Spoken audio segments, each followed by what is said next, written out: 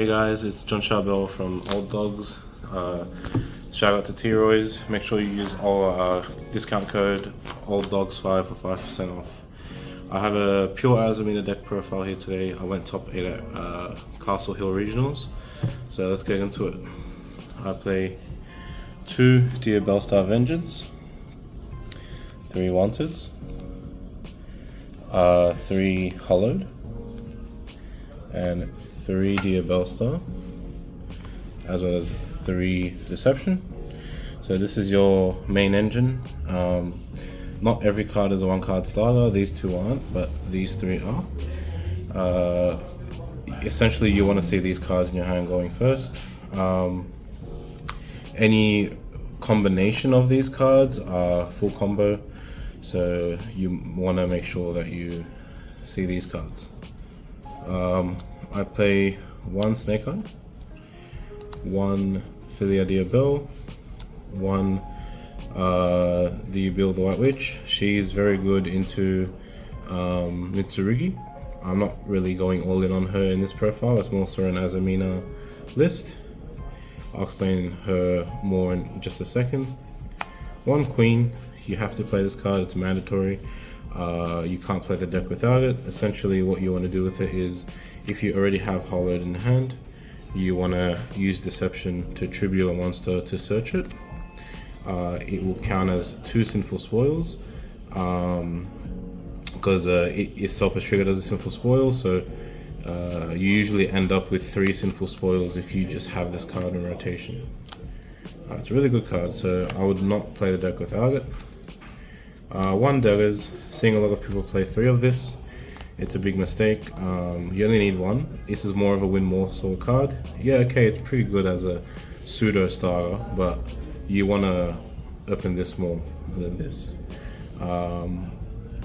It can combo well with Snake Eyes, so you activate Snake Eyes and you chain this. But yeah, I don't really like playing more than 1. You only really need 1. I always side it out going second anyway.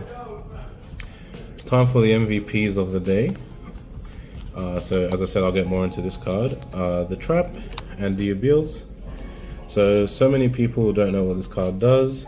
So many people don't know the impact of this card. So when you activate it, not many people know what's coming. This card is insane. I'll tell you what it does. You special summon an illusion monster from your deck, meaning either one of these. The activated effects of those monsters cannot be used in the main phase. However, the lingering effects still apply. This one says no to quick plays. This one says your cards can't be destroyed by card effect. So if you're versing any deck that you think has Forbidden Droplet or any quick plays like Mitsurugi, Prayers for example, this card is your go-to. This card is good against the Mirakumo board wipe, so that's why I chose to play this. That's why I'm not really playing the Trap with this card. So this card is to just provide that extra layer of protection when you're going into a board. So yeah, people ask me how do I get to this card. It's more so with Dear Bellstar or with Murasialago. So there you go. The other traps I'm playing in the deck are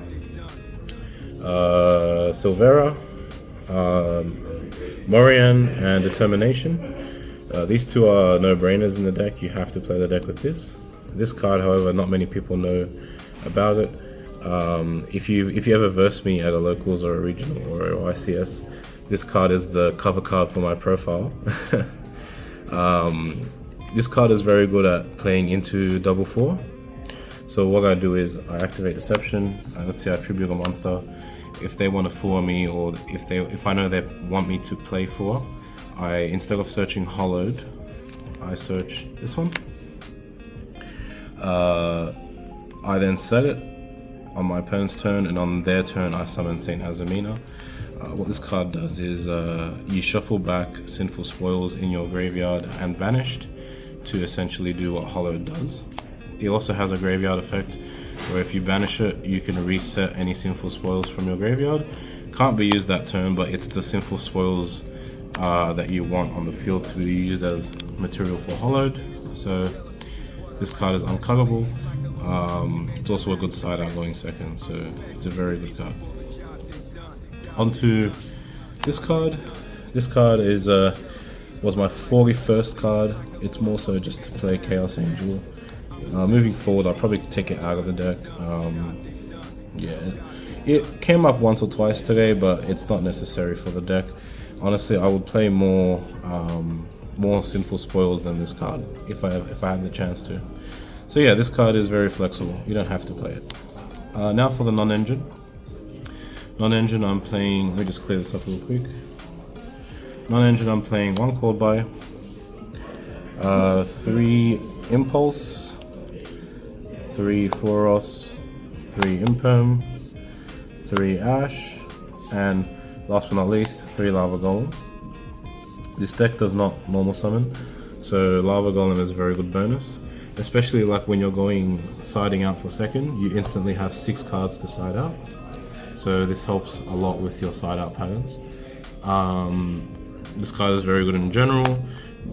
So yeah, and Impulse and Imperm go very well with Vengeance's summoning requirements.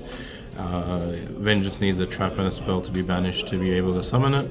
So the fact that you're playing more trap heavy interruptions facilitates this being live more often. So yeah, it's a pretty big non-engine count.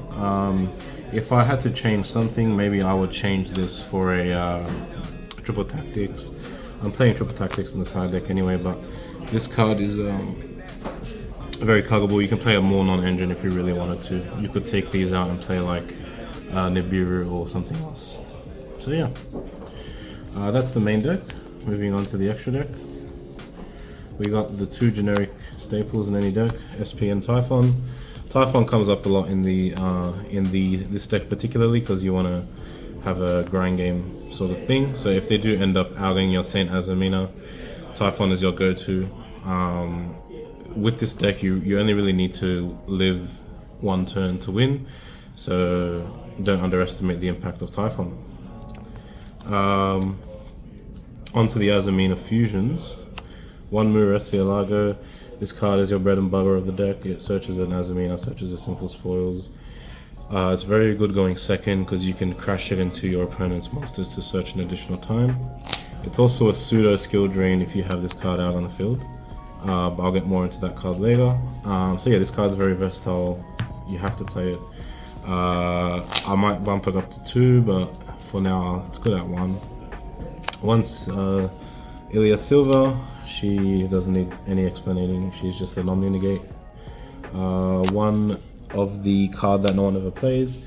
This card is really good for removal, especially going second.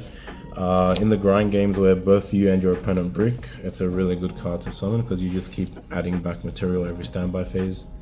So yeah, 1 Azamina, the Kaiju of the deck. It's a crazy card if you can manage to get it out. This compared with Silver Muresielago is a skill drain because this card says you can't use any monster effects with 0 or less attack. This card says that your monsters lose 500 attack for every Azamina on the field, so it pairs really well. 1 card that no one ever plays. This card is very niche, but when it does come up, it's insane. It will revive an illusion from the grave, and when a Sinful Spoils or Azamina card activates its effects, it can pop 2 cards. Now, why is that important as well? Is because if these 2 cards get destroyed by any means, you get to search. So if you can somehow get these 3 in rotation, which you can do very easily in this deck, you benefit a lot. Onto the best card in your deck, 2 Saint Azamina. This card wins you the game. This card is your deck. You cannot play this deck without Saint Azamina. It's insane. Against Yummy, they can't do anything. Against Mitsurugi, it's a little bit less good, but it still manages because they can't summon back off of Futsu, for example. So yeah, it's a very nice card. It's a very good end piece. You can also sneak in some games because it has like a U-Bell effect where your opponent takes any battle damage you would have taken. So more often than not, I would summon a lot of little like hand traps and stuff, and I'll crash them into big bodies. So yeah, it's a cool little card. Onto the synchros of the deck. I'm playing 2 popular. For games where this is your only interruption, you need to play a sort of heavier synchro package. So I decided on 2 popular, 1 Snake Eye Dragon, 1 Book of Moon. I don't know what this card's name, sorry. It's too shiny for me to read right now. And 1 Pep. This card is unbelievably insane in this deck. Your hardest matchup is Dracotel, because they have a lot of non-targeting removal and non-targeting interaction. So this card is your insta-win bargain against Dracotel. You summon it with Popular and either Dear Bellstar or Dear Beals. When you summon this against Dracotel, you win the game. It's an unbelievable card. So don't ever cut this card from your deck. And for the last card, just Chaos Angel. More so for the LZ. In future, I might remove this with LZ, and I might just play another one of this. So yeah, now onto the side deck. Side deck is pretty simple. 1 Triple Tactics Talent, 2 Meows. Meows is very good this format. Against Mitsurugi and Yami, this card overperforms. I'm only really playing 2 because I don't have a third one. So yeah, if I had a third one, I would cut this to play it. But yeah, you can do whatever you really want with the side deck. It's up to you. Shout out to Dennis Ling. He was the one who told me to play Bestials in the side. In the initial part of this deck, I was going to play Songs of the Dominator with Impulse. The reason I decided against Songs was because Furos clashes with it. So I was like, I need a hand trap that is impactful, that can be put in the side deck, that gives me boggies for Deception. So I was like, at first I thought, do I put Ash Blossom in the side deck and do I put Songs in the main deck and then not even play Bestials? But we did some testing at Dennis's house and it was just a lot better to side deck Bestials, main Ash, and just cut the Songs. But Songs does work in this deck. It just, you have to be careful how you use it. None of your engine triggers the restrictions of Songs.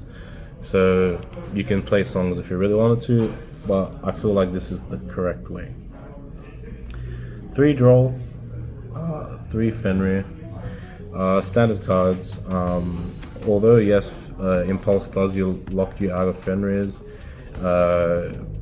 honestly it never really came up for me. Fenrir is just a good card. You summon it, you get a free body, and you get a free interruption. There's not many cards in the game that can do that. So even though you're playing Impulse, I would still highly recommend playing Fenrir. And for the last card of the deck profile that not many people are playing, which I think is the best card into Dracotel, is Evenly Matched. Is a very cool card in this deck because it's also another trap card to banish off of Vengeance. Not only that, if you flip this against a Dracotel player and they don't know what they're getting themselves into, you instantly win the game on the spot. They lose all their grind game. This deck, as you know, it grinds very well. So this card is very good into Dracotel. It's also very good into a lot of rogue matchups. I versed 3 Orcust Mitsurugi players at my regional, and each one of them again evenly matched, and it won me the game. So yeah, that's it. Shout out to Old Dog, shout out to Dennis Ling, Menace Me, shout out to Scully, and support T-Roy's, use discount code OlddogsYGO. Yeah, that's it.